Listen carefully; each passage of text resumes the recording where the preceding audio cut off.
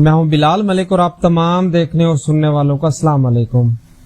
پیارے دوستو، اچھے اخلاق اور اچھے کردار کے ساتھ ایک خوبصورت روح بھی اللہ تعالی کی طرف سے ایک بڑی نعمت ہے، جس کی طرف انسان کا دل خود بخود کھینچا چلا جاتا ہے۔ اس لیے باطنی حسن کے ساتھ اللہ تعالیٰ نے اپنے تمام پیغمبروں اور رسولوں کو ظاہری حسن کی دولت سے بھی نوازا تھا۔ چنانچہ ہمارے پیارے نبی حضرت محمد صلی اللہ علیہ وسلم اللہ تعالیٰ کے بھیجے گئے تمام پیغمبروں اور پوری نسل انسانیت میں سب سے خوبصورت اور حسین و جمیل شکل و صورت کے مالک تھے۔ پیارے دوستو، اللہ تعالیٰ نے حضرت محمد صلی اللہ علیہ وسلم کی مثل نہ کسی کو پیدا فرمایا اور نہ کبھی کوئی پیدا ہوگا۔ حضور صلی اللہ علیہ وسلم اپنی خوبیوں کمالات میں ایسے یکتا ہیں کہ اس میں آپ کا کوئی شریک نہیں ہے۔ امام قرطبین نے نقل کیا ہے کہ اللہ تعالیٰ نے نبی صلی اللہ علیہ وسلم کا حسن و جمال مکمل طور پر دنیا میں ظاہر نہیں فرمایا تھا۔ اگر حضور صلی اللہ علیہ وآلہ وسلم کا مکمل حسن ظاہر کر دیا جاتا تو کسی میں بھی حضور صلی اللہ علیہ وآلہ وسلم کی طرف دیکھنے کی صلاحیت بھی نہ ہوتی۔ اللہ تعالیٰ نے اپنے نبی کو حسن و جمال عطا فرمایا تھا۔ دراصل حسن صرف رنگ کی سفیدی، جاذبیت اور ظاہری بناوٹ کے خوبصورت ہونے کو نہیں کہتے، جبکہ جمال پورے جسم کے تمام اعضاء کا درست ہونا اور جسم کے تمام حصوں کو پرفیکٹ ہونے کو کہا جاتا ہے۔ لہٰذا اللہ تعالیٰ نے محمد صلی اللہ علیہ وآلہ وسلم کو حسن اور جمال دونوں میں اعلیٰ ترین مقام عطا کیا تھا، اور جسے ہم پرسنالٹی کہتے ہیں۔ پیارے دوستو، اس حقیقت کو شاعر مشرق علامہ اقبال نے کچھ یوں بیان کیا ہے کہ دنیا کے ہر رنگ و بو میں جہاں بھی نظر دوڑائیں، اس کی مٹی سے جو بھی حسن و چمک ظاہر ہو رہی ہے وہ یا تو محمد صلی اللہ علیہ وسلم کے نور سے چمک دمک رکھتی ہے یا ابھی تک محمد صلی اللہ علیہ وآلہ وسلم کی تلاش میں ہے۔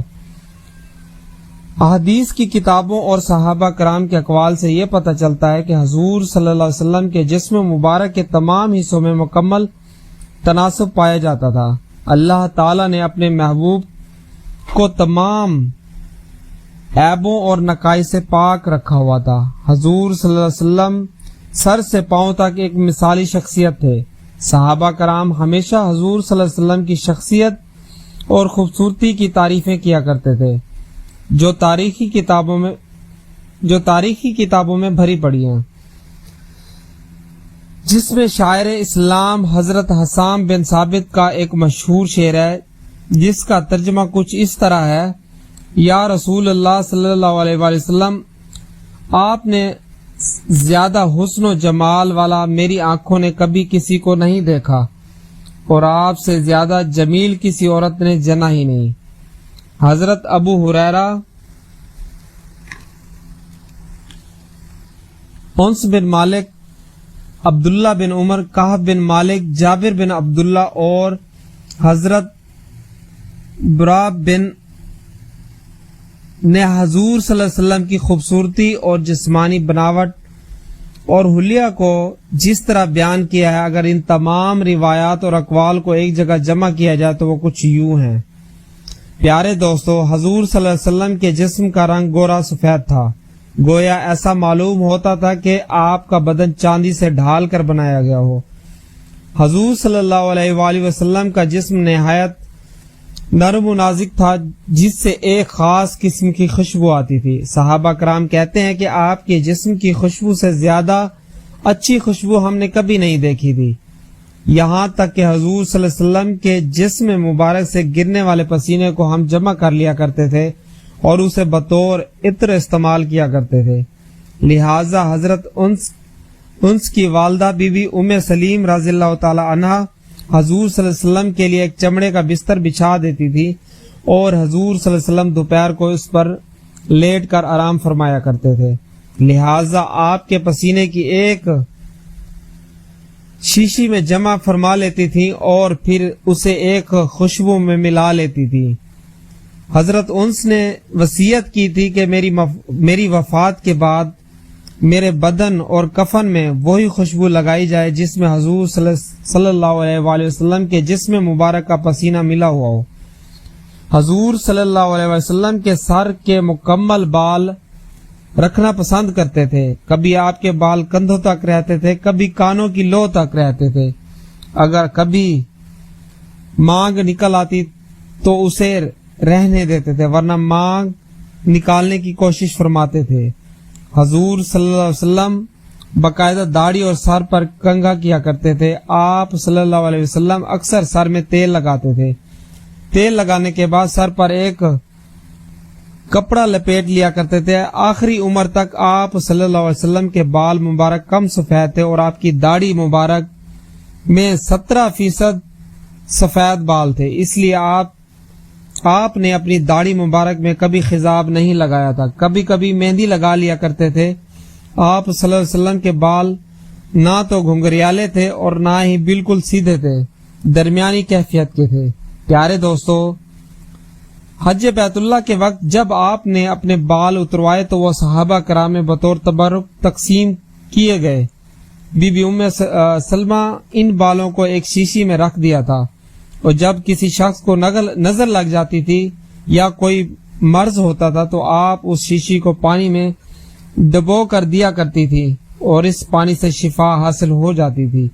حضور صلی اللہ علیہ وسلم کا چہرہ مبارک نہایت ہی پر نور تھا۔ آپ کے دانت مبارک آبدار موتیوں کی مانند تھے۔ آپ کی آنکھیں سیاہ اور سمنگی تھیں جن میں سرخ ڈورے تیرتے دکھائی دیتے تھے۔ جب حضور صلی اللہ علیہ وسلم کی طرف کوئی دیکھتا تو ایسا لگتا تھا جیسے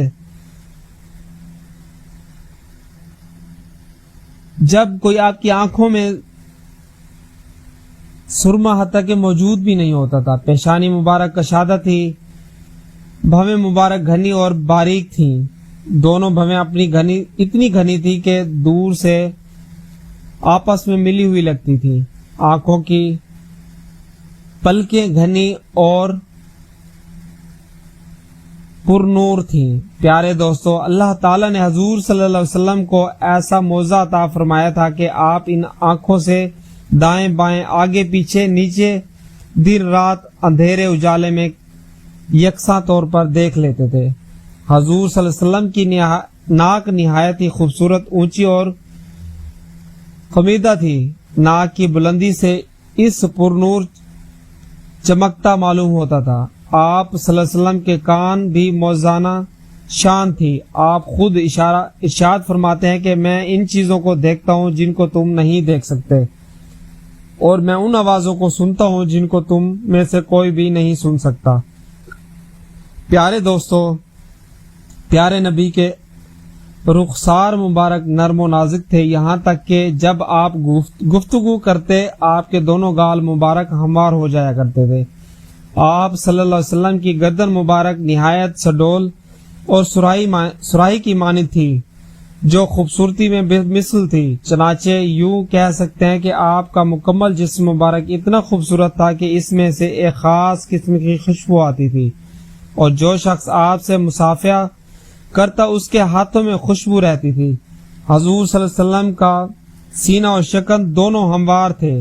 سینہ چوڑا تھا اور جسم پر تھوڑے بہت بال تھے۔ آپ صلی اللہ علیہ وسلم نہ ہی زیادہ لمبے قد والے تھے اور نہ ہی چھوٹے قد کے، لیکن جب حضور صلی اللہ علیہ وسلم کسی لمبے قد والے آدمی کے ساتھ چلتے تھے تو اس سے بھی بلند نظر آتے تھے۔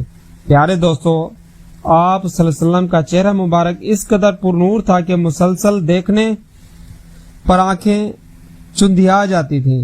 چہرہ اتھر سورج کی طرح روشن تھا۔ کوئی بھی شخص آپ صلی اللہ علیہ وسلم کی طرف